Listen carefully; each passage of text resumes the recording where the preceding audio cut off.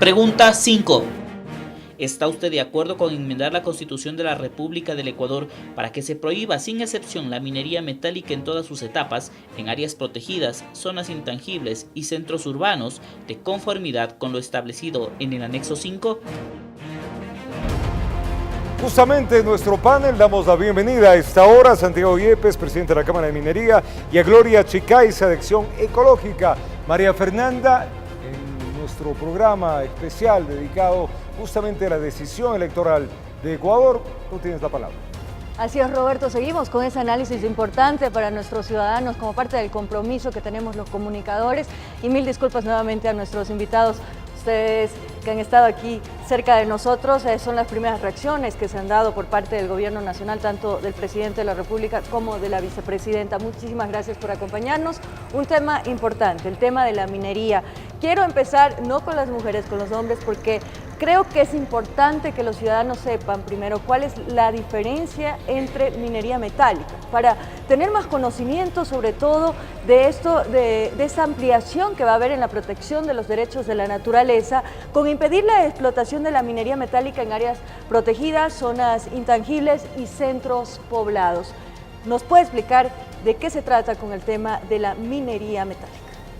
Claro que sí, buenas noches, un saludo a todos quienes nos ven a través de este prestigioso medio de comunicación. Evidentemente creo que es fundamental hacer una distinción muy clara entre lo que es minería metálica, no metálica, minería pequeña, artesanal e ilegal, así como también la minería industrial. La minería metálica de alguna manera es la extracción de, siendo reiterativo, minerales metálicos que sirven pues para temas de tecnología, los vemos en el día a día en nuestras vidas, también para mantener algún tipo de reserva como lo hacen algunos países, y la minería no metálica es básicamente la minería que se usa para materiales de construcción. En ese sentido, pues la minería metálica tiene diferentes estratos también. ¿Y el impacto es más fuerte? Bueno, yo creo que el impacto en ambos casos puede ser generado. En el caso de la minería metálica, evidentemente hablando de una minería industrial, porque hay que recordar que el Ecuador no ha vivido hasta el momento un proceso industrial con proyectos en producción. Estos empezarán en los próximos años. Lo que ha existido en el Ecuador sin duda son proyectos de pequeña minería, minería artesanal y lamentablemente minería ilegal, una extracción irracional de minerales. En ese sentido, la minería industrial efectivamente tiene altos condicionamientos técnicos, ambientales y sociales, los cuales los hemos venido respetando desde hace mucho tiempo, y en ese sentido pues simplemente seguiremos con ese respeto a lo que disponga, en este caso, el pueblo ecuatoriano a través de esta consulta popular. Ahora vamos a dar paso a Gloria Chicaiza. Muchas gracias por aceptar esta entrevista. El sí ha ganado con el 69%, de acuerdo al conteo rápido. Son tendencias que es muy difícil que cambien, Gloria, pero sin embargo quisiera saber qué pasos se deberían seguir para evitar impactos negativos, pese a que se va a ampliar la protección, porque ustedes están en contra de toda minería que se dé, o sea, en contra de toda explotación. ¿Qué es lo que debería hacer como política pública para cuidar precisamente los derechos de la naturaleza? Bueno, creo que aplaudimos este proceso. De todas maneras, la participación, la consulta son condiciones de las sociedades democráticas. A nosotros nos parece que en este momento no caben acciones demagógicas, y lo que caben son acciones contundentes, claras. Estamos en una alerta roja en el tema minero, con unas convulsiones enormes en los territorios indígenas, campesinos.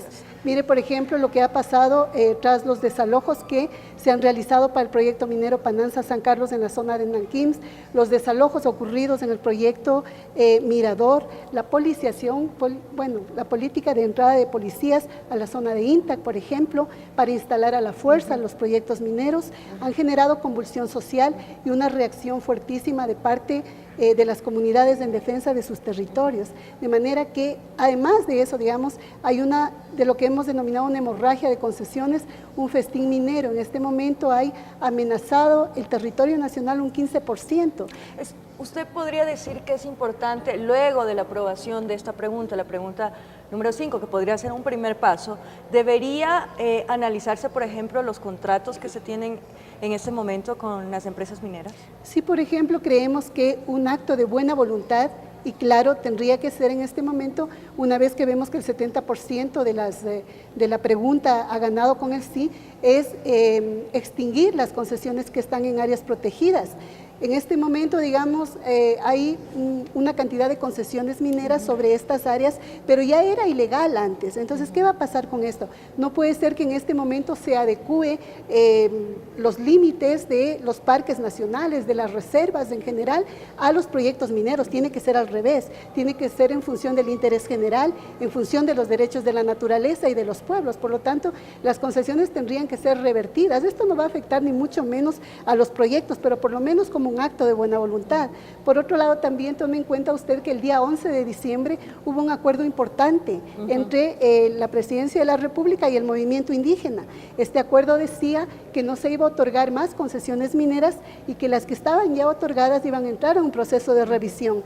Esto no solo que no ha pasado, sino que se han otorgado alrededor de 70,000 hectáreas para actividades mineras. Estas deberían también tener un proceso de regresión al Estado, porque si no, digamos, si no hay estas muestras de buena fe, son las acciones que ustedes piden tras la consulta. Santiago Yepes, varios reclamos se han registrado de las comunidades amazónicas por una débil implementación de las políticas públicas, precisamente que habíamos hablado, que protejan el medio ambiente y también, por ejemplo, a esos pueblos, zonas intangibles, centros poblados que están cerca de las zonas de la explotación minera. ¿Qué es lo que se debe hacer para evitar, de aquí en adelante, tras la aprobación de la consulta popular, para fortalecer precisamente esa implementación de políticas públicas? Bueno, yo creo que primero debo decir categóricamente que lamentablemente no se conoce el territorio.